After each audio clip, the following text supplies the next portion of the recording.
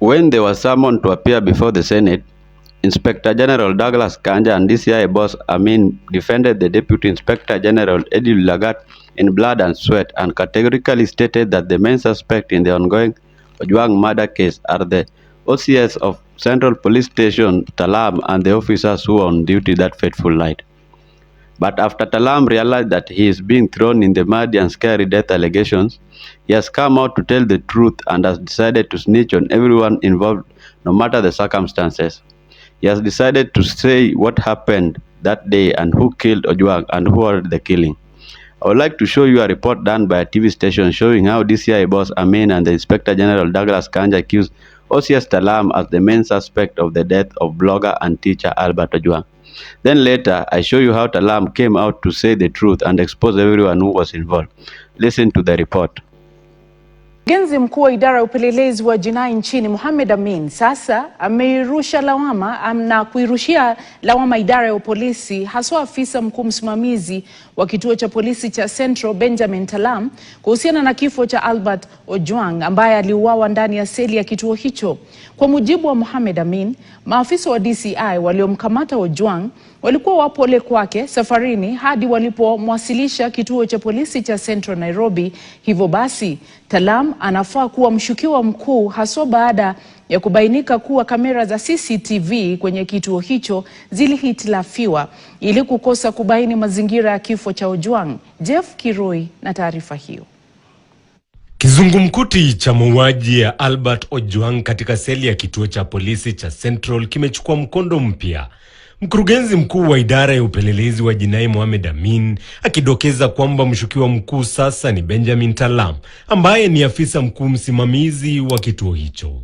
Talaam is the officer commanding Central Police Station.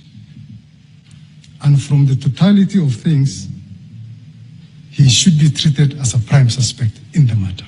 Kwa mujibu wa upelelezi wa mamlaka ya IPOA, Albert Ojwang alikabidhiwa maafisa wa polisi wa Central akiwa buheri wa afya.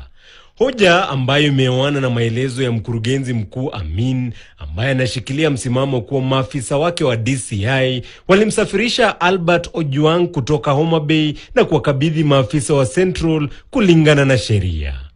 Mamlaka ya IPOA ilitambua majina ya maafisa hao wa DCI waliotumwa Homa Bay kumkamata marehemu Ojwang, wakiwa ni Sajini Sigei, Sajini Wesley Kipkorir Kirui, Maconstable Dennis Kinyoni, Milton Mwanze na Boniface Rabudo. What happened at that night is what we want to know. Matukio sasa yanaibua swali. Je, ni sadfa kwamba siku hiyo aliyouawa Albert Ojwang ndio siku ambayo kamera za CCTV zilikuwa na hitilafu? The power cable of the CCTV was not connected to the socket. But on connecting it, the CCTV came back. But on trying to review the previous day's events, there was nothing. So it is very clear that the CCTV was tampered with. Inspector Generali wa polisi Douglas Kanja alikabiliwa na kibarua kujieleza na kuweka bayana matukio kwa msingi kwamba wanasubiri ripoti ya uchunguzi wa mamlaka ya IPOA. Kanja alikabiliwa na ugumu kueleza ni kwa nini polisi walitoa taarifa za uongo kwamba Ojwang alijiua kwa kugongesha kichwa kwa kuta za seli, ila ukweli wa upasuaji wa maiti yake baadaye ukabaini ukweli kwamba aliuawa kwa kunyongwa baada ya kuteswa. Can you direct the IG to apologize and withdraw on the floor of this house on the strength of the autopsy report? I tell my apology on behalf of the National Police Service because of that information. Another disturbing information making OCS Talaam of the Central Police Station as the main suspect in this case is that the CCTV footage of the police station was tampered with and previous data was deleted entirely. The CCTV gadgets and servers which was in his office was found to be off and not functioning. Who could have the access to his office and authority to tamper with the CCTV without his permission or knowledge? That is the big question every Kenyan is still searching for its answer. Another disturbing incident at the police station is the tampering of the OB book by the police officers. Is this not a cover-up at the police station? And who is this big fish they are trying to protect? Is it the OCS or the Deputy Inspector General Eliud Lagat? Listen out to this report before we continue. Following mounting public pressure and outcry, officers from the Internal Affairs Unit of the National Police Service and the Independent Policing Oversight Authority have arrested Police Constable James Mukwana of the Central Police Station in Nairobi. So we also have now made an application, Agent 1, which is going to lead to some action in the course of today. The arrest comes after details emerged that the registry book at the station was doctored. Officers from the Directorate of Criminal Investigations spent the better part of Thursday morning at Mbagathi Hospital, Central Police Station and the City Mortuary, retrieving the CCTV footages of the scenes. According to a source, among those on IPOA's radar is the officer who allegedly fabricated the cell register at the station in question on that fateful night of the murder of Ojwang. This comes hours after the Independent Policing Oversight Authority Chair, Isaac Hassan, defended the police watchdog before the National Assembly Committee on Security, saying the suspects are yet to be arrested as IPOA lacks prosecutorial powers. We have not arrested anyone because we don't have powers of arrest. There are people that, as we are speaking now, we should have them in custody, in custodial sentence, as we are waiting to prepare charges.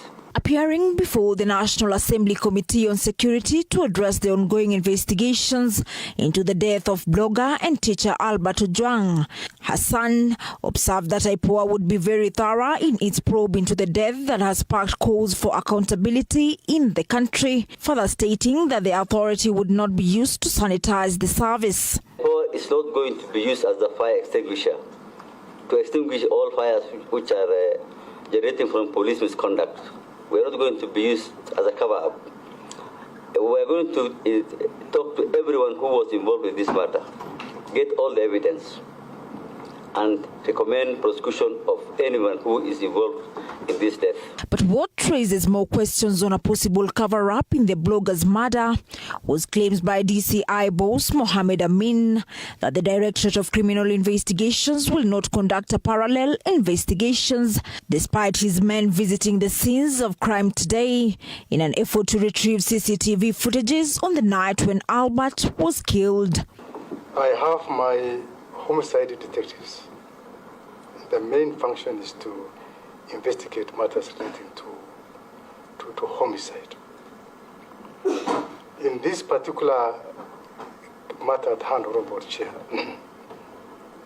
the Office of the Director of Public Prosecutions issued a directive directing the IPOA to investigate the matter and forward the file to his office for his further police advice. Under the circumstances, Honorable Chair, we may not conduct parallel investigations because already IPOA is investigating this matter. And when asked on whether his deputy, Eliud Lagat, will either step down till the ongoing investigations on Ojwang's death are completed or resign, top cop Douglas Kanja said that any person whose name will be mentioned as to have played any role in the death of Albert Ojwang must record their statement. And if the DIG is going to be mentioned, then on that basis, he will have to step aside to allow the completion of the investigation. So far, we have only seen one police officer by the name James Mukwana being arraigned in court to say what he knows about the death of Albert Ojwang and what transpired on that fateful night. But something very odd about James Mukwana is that when the duty rota of the police station was provided, it clearly indicated that he was not on duty on that night, but instead, he was on duty on that day, from 6 a.m. to 6 p.m. Do you think he is being used as a scapegoat to cover up for other people, or is he the killer cop being used for dirty and deadly missions by the top government officials? Another worrying thing is that the police officers who are on duty have not been arrested up to date, but only one officer have been arraigned in court. Do you think Albert Ojwang will finally get justice despite all these cat and mouse games the police have been playing? Let me know your thoughts down here on the comment section on what you think about this murder probe. If you are here for the first time, please subscribe to my channel.